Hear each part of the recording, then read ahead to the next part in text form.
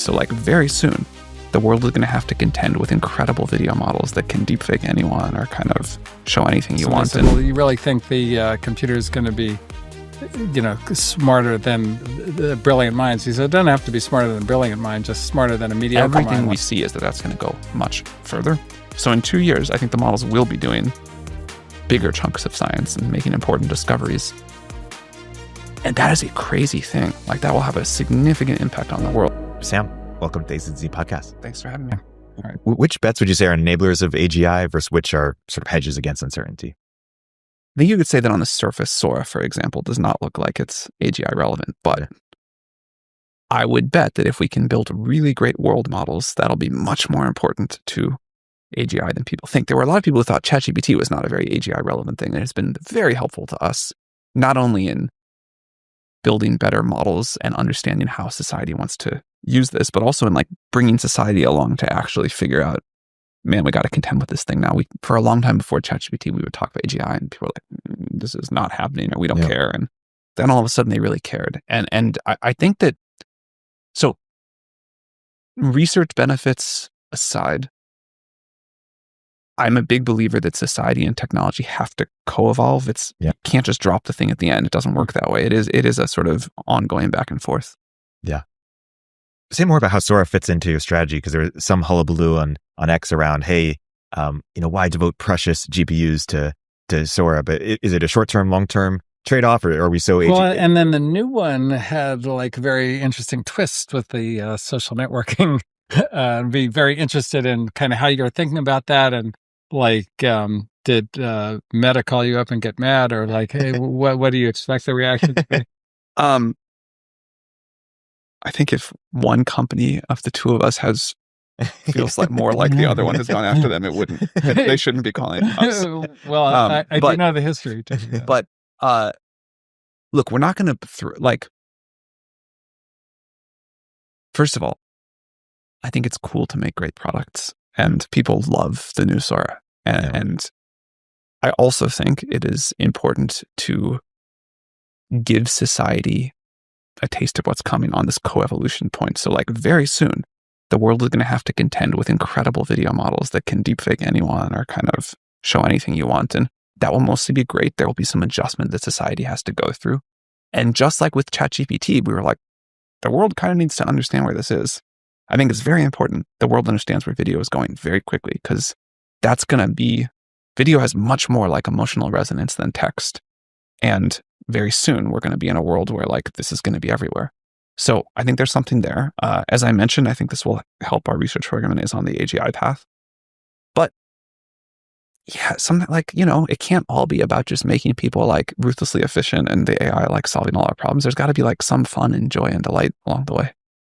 But we won't throw like tons of compute at it, or not by a fraction of our compute. It's tons in the absolute sense, but not in the relative sense. I want to talk about the future of AI-human interfaces, because back in August, you said the models have already saturated the chat use case.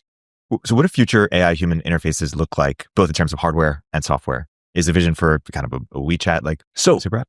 I'm solving the chat thing in like a very narrow sense, which is if you're trying to like, have the most basic kind of chat style conversation, it's very good. But what a chat interface can do for you, it's like nowhere near saturated, because you could ask a chat interface like, please cure cancer. A model certainly can't do that yet. So I think the text interface style can go very far, even if for the chit chat use case, the models are already very good. This is where the true vision of AGI unfolds, not in hype, but in building deep world models that mirror reality itself. Sora isn't just entertainment. It's a window into how humans and machines will evolve together toward understanding intelligence. But of course there's better interfaces to have. Actually, it's another thing that I think is cool about Sora. Like, you can imagine a world where the interface is just constantly real-time rendered video. Yeah. And what that would enable, and that's pretty cool. You can imagine new kinds of hardware devices that are sort of always ambiently aware of what's going on, and rather than your phone like blast you with text message notifications at whenever it wants, like it really understands your context and when to show you what. And there's a long way to go on all that stuff. Yeah. Within the next couple of years, what will models be able to do that they're not able to today? Will it be sort of white collar replace them at a much deeper level, AI scientist, humanoids. I mean, a lot of things, but you touched on the one that I am most excited about, which is the AI scientist. Yeah. This is crazy that we're sitting here seriously talking about this. I know there's like a quibble on what the Turing test literally is, but the popular conception of the Turing test sort of went whooshing by. Yeah, that was fast. Yeah. It was just like, we talked about it as this most important test of AI for a long time. It seemed impossibly far away. Then all of a sudden it was passed. The world freaked out for like a week, 2 weeks. And then it's like, all right, I guess computers like can do that now. Yeah. And everything just went on. And I think that's happening again with science.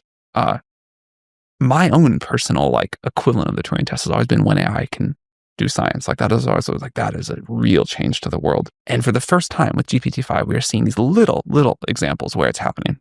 You see these things on Twitter. It made this novel math discovery and did this small thing in my physics research, my biology research. And everything we see is that that's going to go much further. So in 2 years, I think the models will be doing bigger chunks of science and making important discoveries. And that is a crazy thing. Like that will have a significant impact on the world. I am a believer that to a first order, scientific progress is what makes the world better over time. And if we're about to have a lot more of that, that's a big change.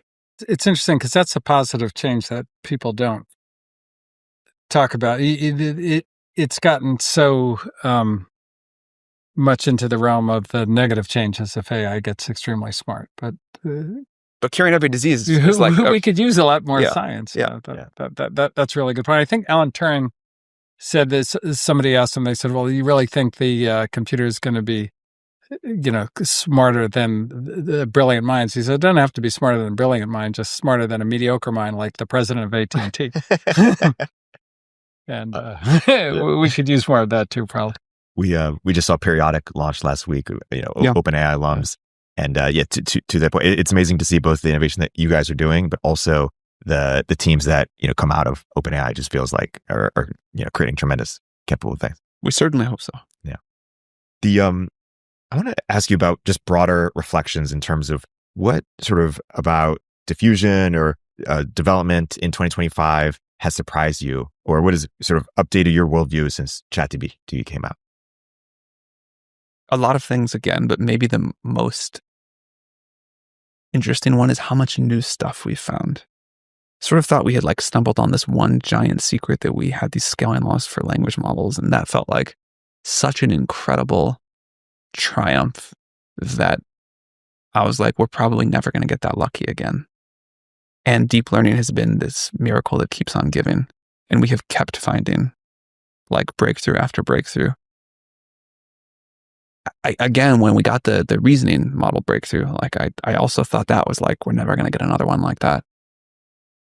And it just seems so improbable that this one technology works so well. But maybe this is always what it feels like when you discover like one of the big, scientific breakthroughs is if it's like really big, it's pretty fundamental and it keeps working.